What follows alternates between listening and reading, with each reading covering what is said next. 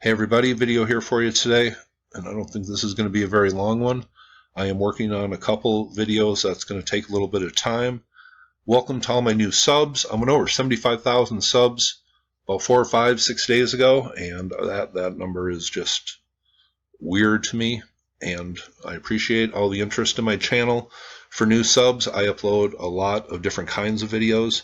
I also upload some videos here from in Las Vegas. I like to have fun with my channel. If I just uploaded history videos, I might get a little bored with my channel, so I like to have fun with my channel also.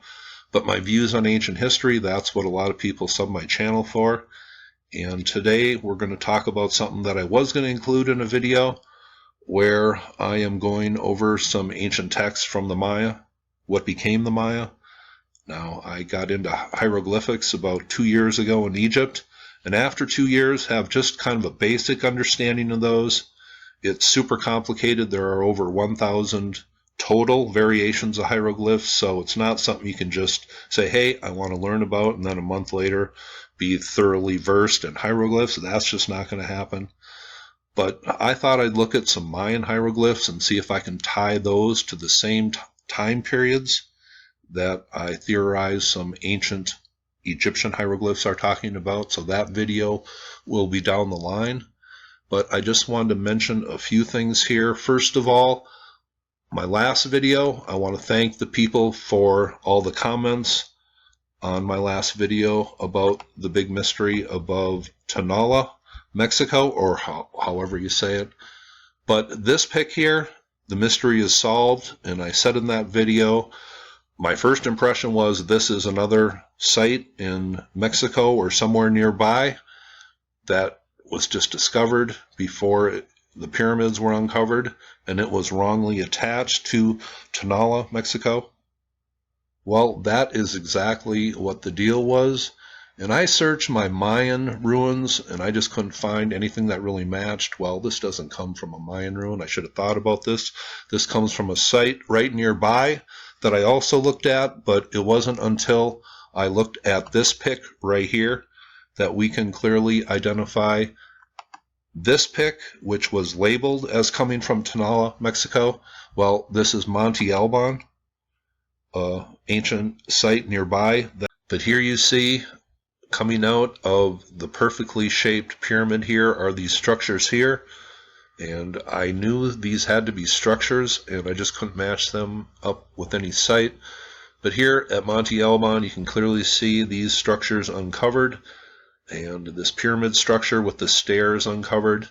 So that mystery is solved, but that site above Tonala, Mexico, is still a huge mystery. But this is a vast Zapotec site. That's who is attributed to building here. And you can see some of these other structures, and I think that's what I looked at, and I couldn't really put it together that this was a site until I saw this pic. This is the perfect angle that tells you this was the pic I showed in my last video. But I have corrected myself in the past, and I will always do so in the future. But that is Monte Alban, a site nearby. But still a big mystery, unique rock carvings up at Tonala, and some unique granite architecture. And I thought this might have been the pyramid structure in the background here, but who knows what the trees are covering up at that site. But I have talked about the anthropomorphic gods from Egypt.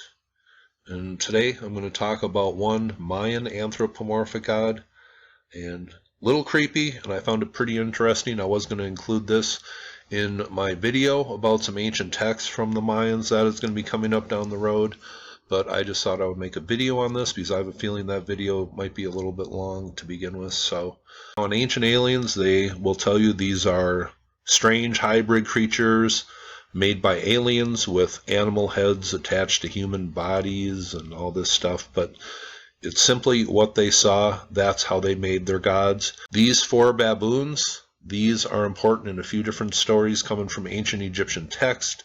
When the sun rose in the mornings, the baboons would start barking. So what they saw in ancient times, they thought like the baboons were honoring the rising sun. So these got placed into certain stories in the Egyptian mythologies. That's about the best way I can explain it. But the Mayans were pretty much the same way, and they had a god here, a bat god. And let me just read. Now, this story comes from one of the oldest texts, and I'll be going into that in a future video, and some possibilities of a connection between Egypt and Mesoamerica as far as when they both got started. It says, now pronunciation might be a little bit of an issue here as it is in every video, but let me just read. Kamadzats is described as an anthropomorphized leaf-nosed bat. This has led to conjecture about the source of the myth.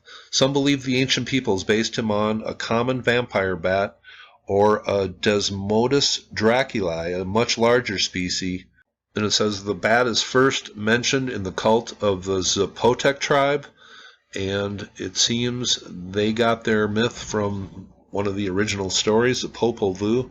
But it says the Zapotecs believed bats represented night, death, and sacrifice. This was likely due to the fact that the bats would inhabit the caves around the sacred cenotes, which the Mesoamericans believed were portals to the underworld. It would be a very chilling sight at dusk when the bats would swarm out of these portals and begin drinking the blood of the other animals.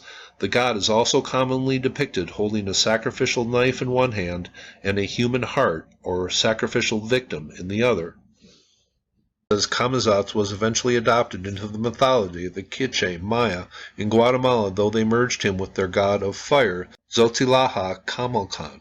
Though in the Popol Vuh, Xotzilaha was the name of the House of Bats in the underworld, where the hero twins were forced to spend the night by the lords of Xibalba. The legend is the hero twins slept inside their blowguns as protection from the bats. However, when the bats went silent, Xbalanque asked Hunahpu to check if dawn had come, and Hunahpu did so by poking his head out of the tube. But in fact, it was not yet dawn, and one of the bats took the opportunity to swoop down and rip away Hunahpu's head, leaving him decapitated. Xbalanque was left inside the tube, questioning what his brother was seeing and why he had gone so still without receiving any answers. Bats then took the head of Hunahpu to the ball court of Xibalba lords to be gruesomely displayed and used as a ball while the lords rejoiced in their assumed victory. Guardians of the underworld were kind of supposed to invoke terror, and that's the same wording with some descriptions coming from ancient times on the Sphinx, what we call the Sphinx today. It was the guardian of the underworld. It was Lord of Terror.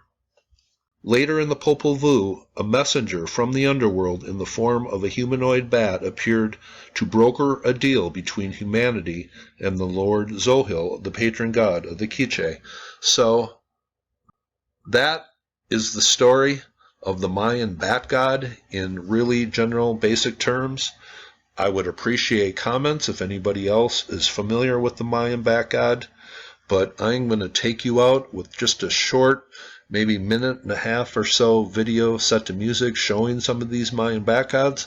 I would appreciate your comments. But this Mayan bat god seems to have some of the aspects, same aspects as Anubis.